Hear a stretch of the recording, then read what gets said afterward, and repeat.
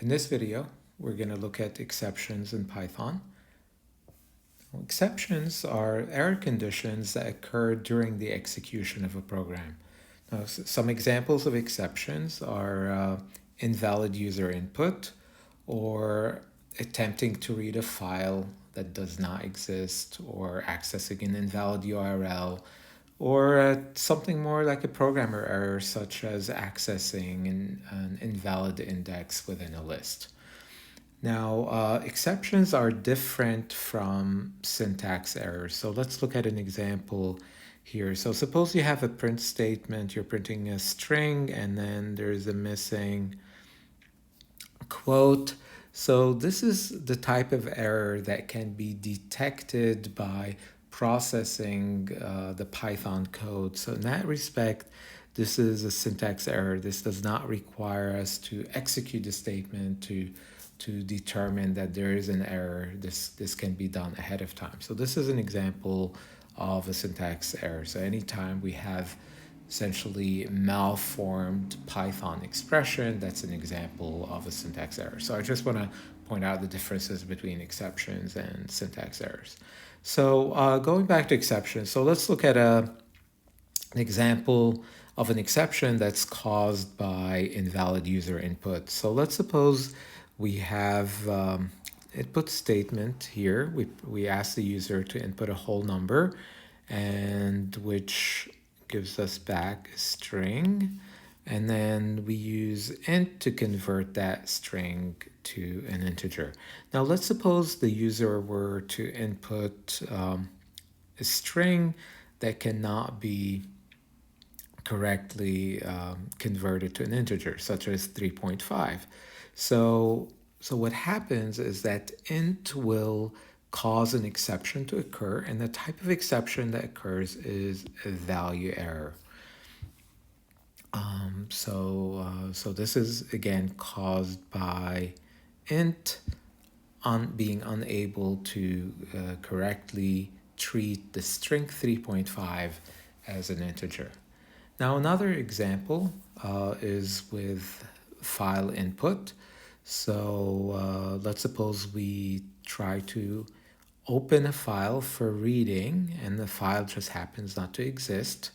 So in this case, the open function will raise an exception of the type file not found error. So this is pretty descriptive. Now, the value error and the file not found error are both standard exception types that are built into Python, and there are many, many, many more. And then I'll refer you to a list of exceptions in Python later. Now let's just understand a little more about what happens when an exception occurs. So let's suppose we have two statements, two input statements, one after the other, and let's suppose the input in the first statement causes an exception. So here the user input 1.4 when they're expected to input a whole number. So what happens is that at that point is that first statement, that first input statement causes a value error exception, and then this error is fatal. So execution terminates at that point. So here the exception is fatal. Now, Python gives us a mechanism to handle errors, to handle these types of exceptions.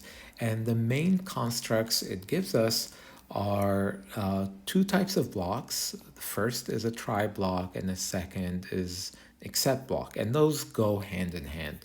So the try block contains statements that we are attempting to execute that can potentially cause an exception. So as an example, it's like the input statement. The input statement can cause an exception to occur, so that would go within the try block. Now, the except block contains statements that would execute if the exception occurs. So they only execute if the exception occurs. If no exception occurs, except is skipped over. So let's look at an example here. Take the previous code we looked at and add a try except block. So we have a try block.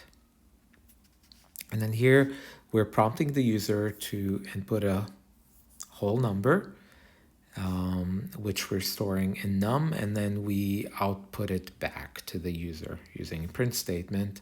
And then we have an except block, which executes if some statement in a try block causes an exception. Now in this case, we were only able to handle value errors. So that's if the user were to input an invalid input, the except block would kick in, would execute. And then after the try except, we just have some print statement. So this executes after the whole try except structure.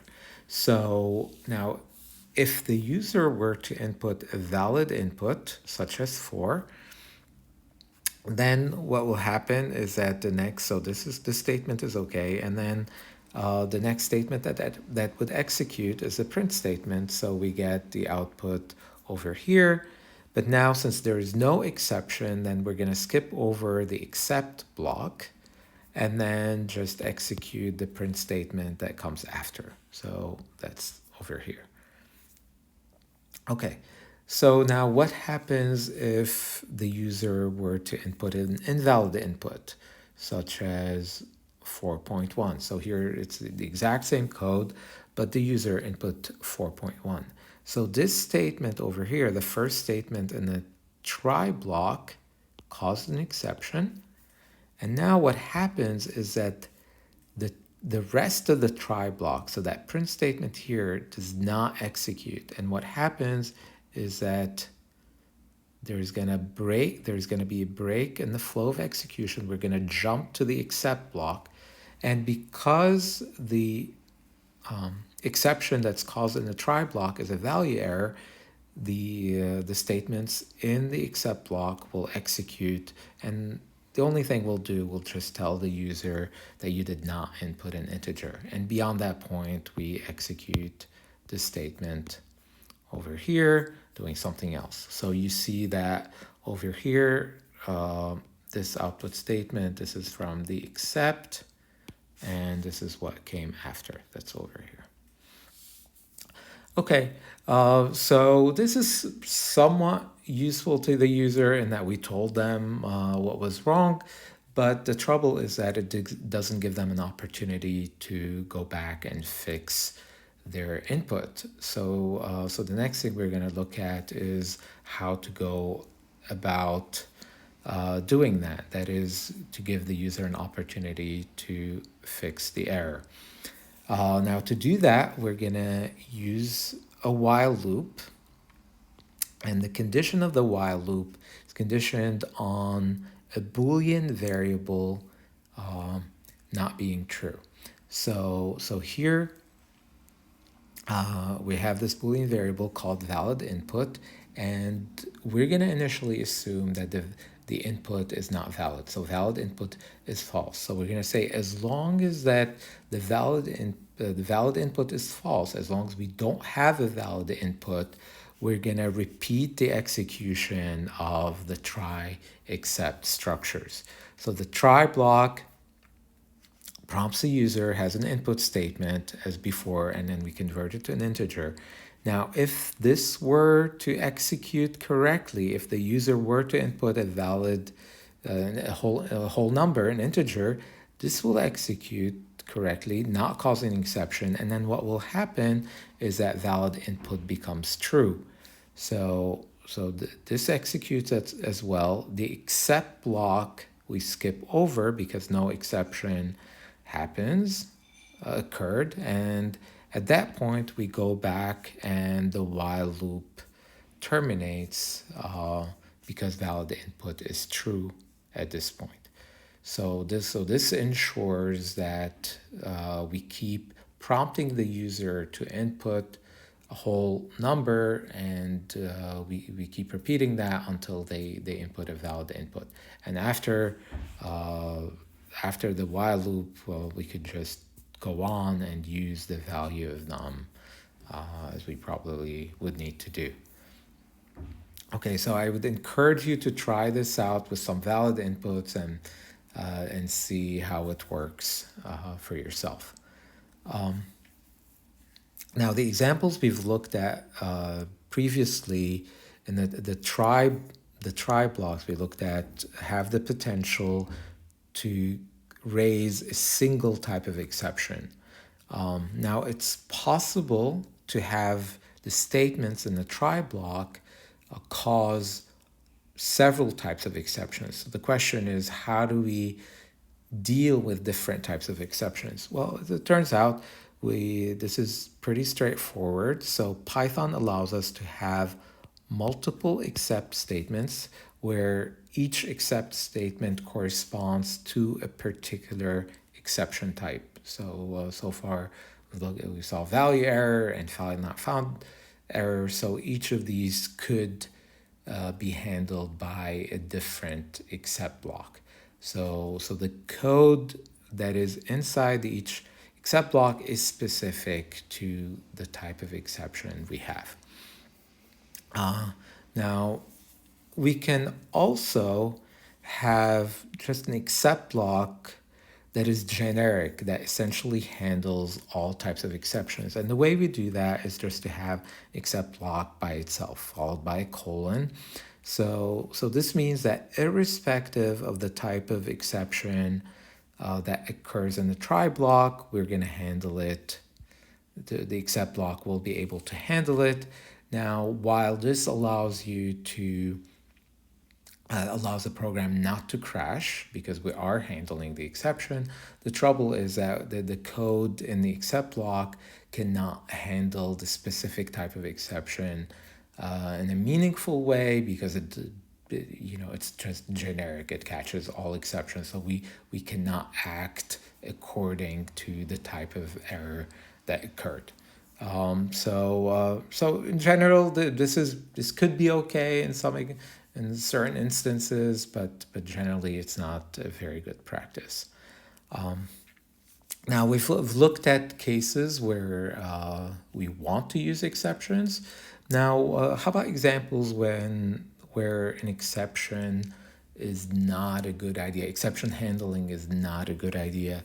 So let's suppose we have simple list declaration, my list, and so it's a list of 4 elements. So the indices are 0, 1, 2, and 3. And then the programmer attempts to access the element at index 5, tries to assign the value 14 to the element. Now, of course, the index 5 does not exist in this list, so this is going to raise an exception, index error.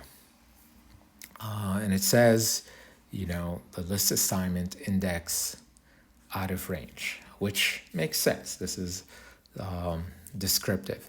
Now, as opposed to the previous examples we've looked at, in this case, really the error is caused by the programmer being careless, by the programmer not checking that the index is invalid.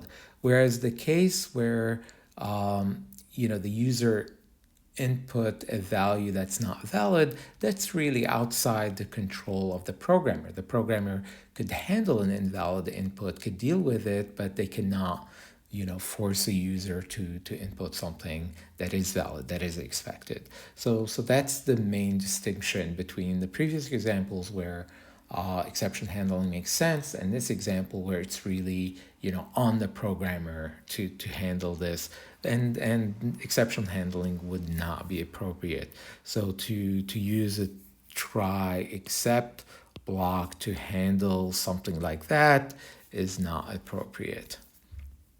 Now, in a case like this, what would be appropriate would be to use just a simple conditional, simple if statement. So we have our index. So before trying to access an element within the list, we could simply check if that index is within a valid range. That is, it's greater than or equal to 0, and it's less than the length of the list. So the highest index in the list is one less than the length. So that's the less than over here.